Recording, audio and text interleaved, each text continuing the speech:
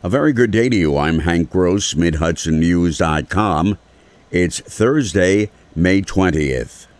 The State Public Service Commission has approved the sale of the Indian Point Nuclear Power Plant facility to Holtec International subsidiaries.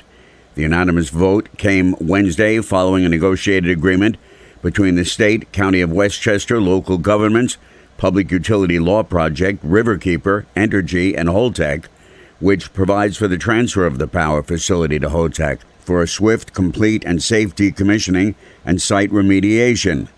The vote followed comments from Deputy PSC Counsel John Sipos. Holtec has experience in the field of spent nuclear fuel management and has previously worked at Indian Point under a contract with Entergy. The established working relationship between Holtec and Entergy should assist in a smooth transition. The State Department of Public Service also announced the formation of the Indian Point Nuclear Decommissioning Oversight Board. Ever since local breweries and distilleries were legalized in New York State, dozens have cropped up in the Hudson Valley. There is still much interest in the area, and Orange County Economic Development Director Bill Fioravanti has been wooing them to set up shop in his county. What we're seeing now is not just new startup breweries, but we're seeing breweries, distilleries, even sake companies that are based in or around New York City wanting to have a Hudson Valley presence here. They want to come up, and we've been courting a lot of them that are interested in being somewhere in the Mid-Hudson, and of course, we're trying to make sure they land right here in Orange County. A sake brewery is currently under development in Hyde Park, working in connection with the Culinary Institute of America. As live events begin to reopen following a year-long COVID-19 shutdown, Senator James Skoufis of Cornwall, chairman of the Investigations Committee, has released the results of his detailed look at anti-consumer live event ticketing practices. Skoufis says the time is right to reform those practices.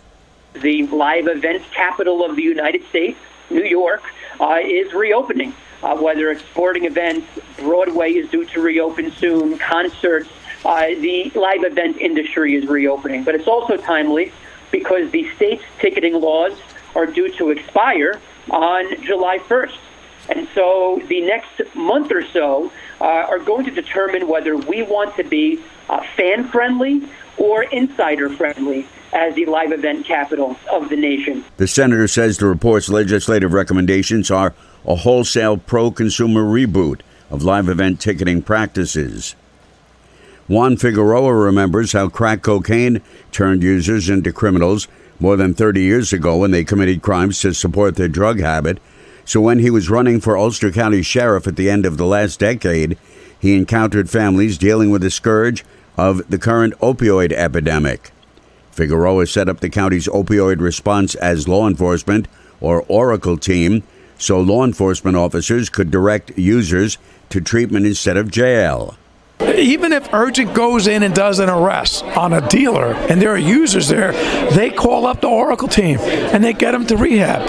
Have you ever heard of law enforcement ever doing that? No. So it's a different approach, and it's something that the people wanted. It's more importantly, locking up the key and throwing it out wasn't working. The teams consist of law enforcement officers and recovery professionals, such as social workers, advocates, and case managers. David Perry, the second convicted killer of Frederick Joey Vike of Shandaken, has lost the appeal of his conviction and sentence. His co-defendant, Daniel Barlotta, lost his appeal earlier this month. The two men were convicted of killing Vike at 48 Marshall Street in the city of Poughkeepsie in November 2017. Perry was convicted of murder, robbery, and conspiracy by a Dutchess County court jury. He was sentenced to 25 years to life in prison. The Appellate Division of State Supreme Court rejected Perry's arguments for a lesser sentence. A White Lake man was killed when the motorcycle he was operating was struck by a deer. State police said Frank Giroux Jr., who was 52, was operating his 2011 Honda motorcycle on Route 17B in the town of Thompson at around 3:40 Tuesday afternoon when the bike was struck by a deer. He was transported to Garnett Health Medical Center, where he was pronounced dead. I'm Hank Gross, MidHudsonNews.com.